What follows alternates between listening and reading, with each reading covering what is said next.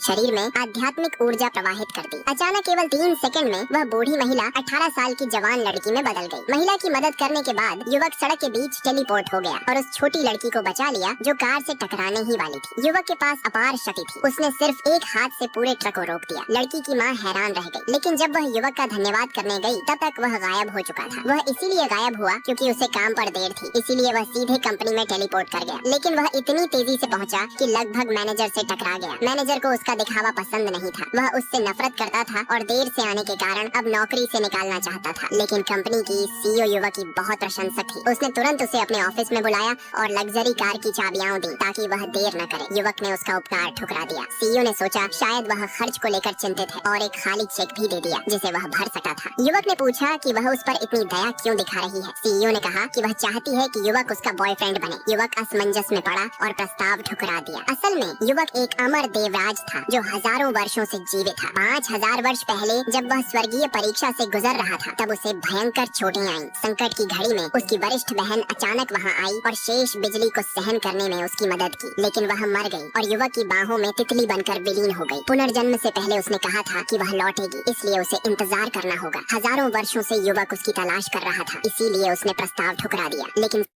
युवक ने अपनी उंगली आगे बढ़ाई और 80 वर्षीय बूढ़ी महिला के